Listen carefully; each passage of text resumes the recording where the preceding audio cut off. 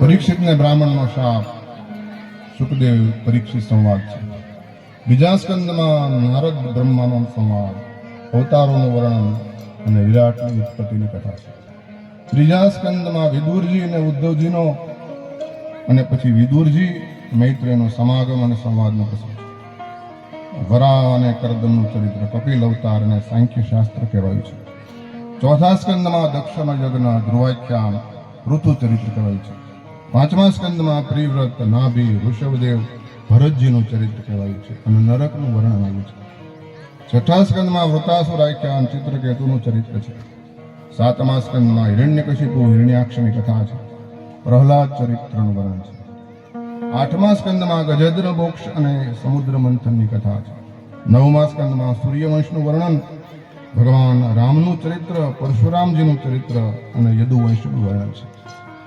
દસમા સ્કંદમાં ભગવાન શ્રી કૃષ્ણની લીલાઓનું વર્ણન છે.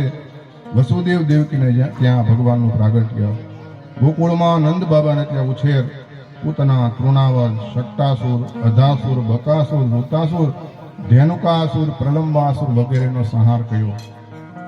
કાલીનાગનું દમન કર્યું, ગોવર્ધન ધારણ કર્યો, રાસલીલા, મથુરા આગમન, કંસવધ, સાંદીપની નદી વિદ્યાધ્યયન, દ્વારકા નિર્માણ અને કૌરવ પાંડવને નિમિત્ત બનાવી પૃથ્વીનો ભાર ઉતાર્યો.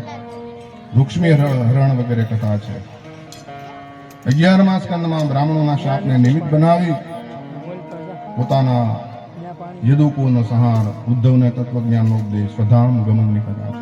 12મા સ્કંદમાં જુદા જુદા યુગના લક્ષણો, 4 પ્રકારના પ્રલય, પરીક્ષિત મોક્ષ અને માર્કંડેયજીની કથા છે. સુતજી કહે છે કે હે ઋષિઓ, તમે સૌ ભાગ્યશાળી છો કે આ દિવ્ય પુરાણ તમને સાંભળ્યું છે.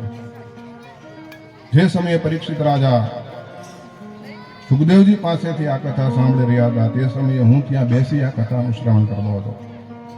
એ કથા મેં સાંભળી. આ કથા સાંભળવાથી બ્રાહ્મણને જ્ઞાન મળે, ક્ષત્રિયને સુખ સંપત્તિ બળ મળે, વૈશ્ય અને શુદ્ર પાપમાંથી મુક્ત થાય. ભાગવતજી સત્કર્મ બતાવે છે અને સત્કર્મની કોઈ દિવસ સમાપ્તિ થતી નથી. જીવનના છેલ્લા શ્વાસ સુધી શ્રી કૃષ્ણનું નામ રટતા રહો, ભગવાનનું કીર્તન કરો.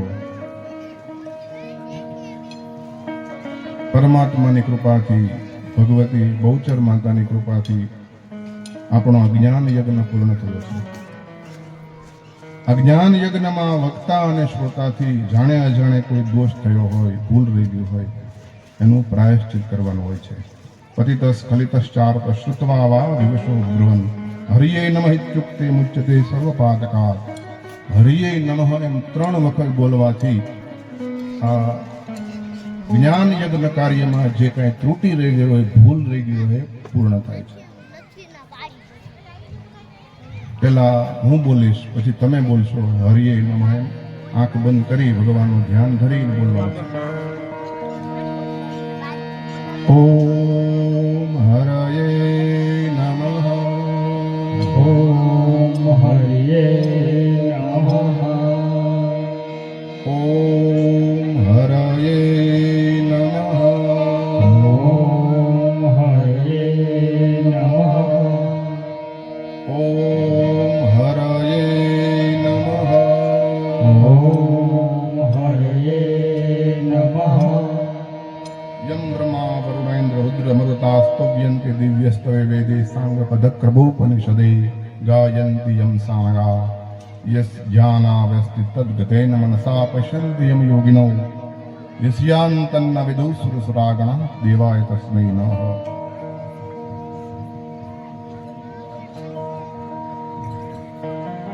મનથી જેમનું દર્શન કરે છે, છતાં પણ દેવતા, દૈત્ય, મનુષ્ય કોઈ પણ જેના વાસ્તવિક સ્વરૂપને જાણી શકતા નથી એવા પરમાત્માને નમસ્કાર. જેમ નદીઓમાં ગંગા, દેવતાઓમાં વિષ્ણુ અને વૈષ્ણવમાં શંકર શ્રેષ્ઠ છે, એમ પુરાણોમાં શ્રીમદ ભાગવત શ્રેષ્ઠ છે. જે કોઈ આ કથાનું શ્રવણ કરે છે એને ભગવાનની પ્રાપ્તિ થાય છે અને અંતે મુક્ત થઈ જાય છે.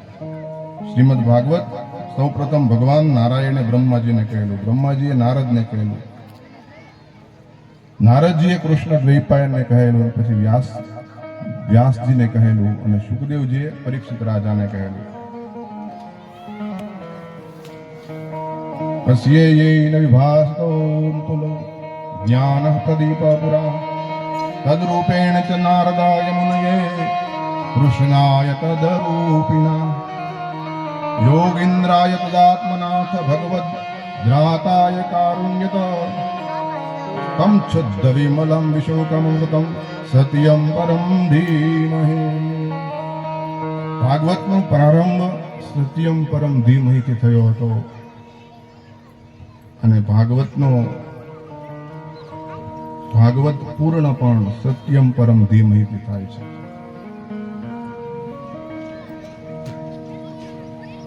યોગીન્દ્રાય નમસ્તસ્ય શુકાય બ્રહ્મરૂપિણે સંસાર સર્પદ્રષ્ટ્યો વિષ્ણુ શાતમ ઉચ્ચ.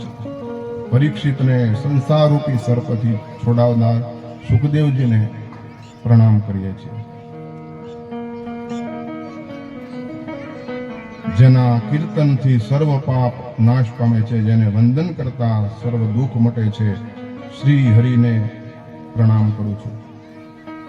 इति श्रीमद् भागवत महापुराणे वैयासिक्याम् अष्टादशसहस्र्यां पारमहंस्यां सहितायां द्वादश स्कंद समाप्त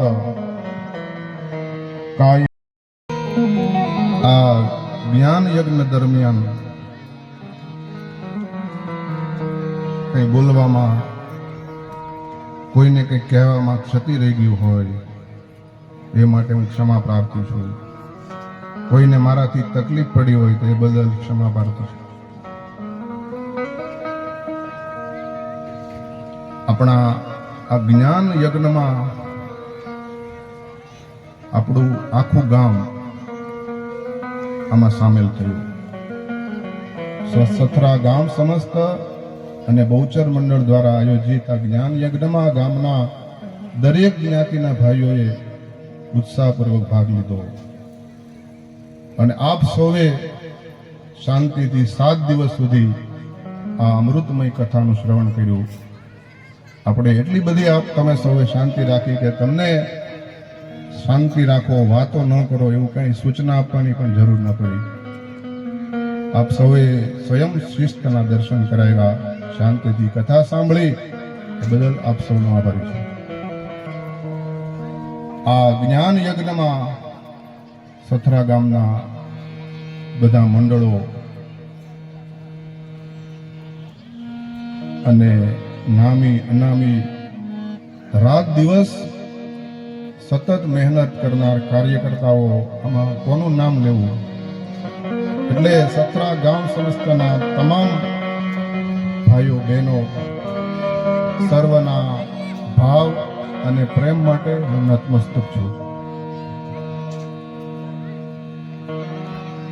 આપણો આ જ્ઞાન યજ્ઞ વિરામ પામે છે. બોલીએ શ્રી કૃષ્ણ કનૈયા લાલ કી જય. શ્રી ભાગવત ભગવાન કી જય. શ્રી રામચંદ્ર ભગવાન કી જય. શ્રી બહુચર માત કી જય. શ્રી ગાયત્રી માત કી જય. શ્રી મેલડી માત કી જય. સનાતન ધર્મ કી જય. દેવ કી જય. ઓમ નમો પાર્વતી પતે હર મહાદેવ. જય જય શ્રી રાધે. જય જય શ્રી રાધે. હે હસતા મુખડે જાજો રે, હે હસતા મુખડે જાજો રે, વિદાયી કાણે ઓ પંખીડા, એ તમે ગીત મધુરા ગાજો રે, ગીત મધુરા ગાજો રે.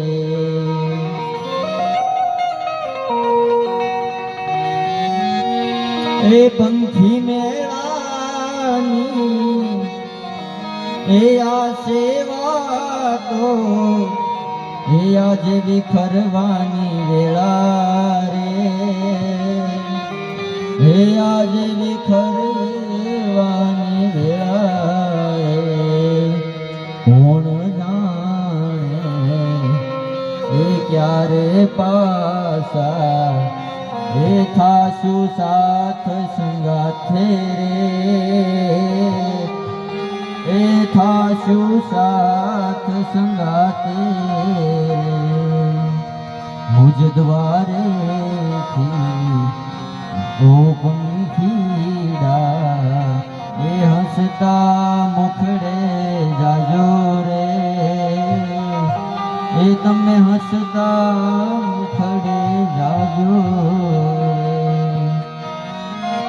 એ યાદ તમારી અમને રે આવશે અંતર્ય મારા સુના રે, એ અંતર્ય મારા સુના રે.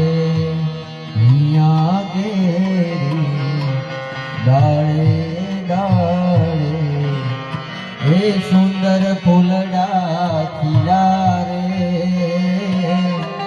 એ સુંદર ફૂલ ખીલા રે. મુજ દ્વારેથી ઓ પંખીડા એ તમે હસતા મુખડે જાજો રે, એ હસતા મુખડે જાજો રે, એ હસતા મુખડે જાજો રે.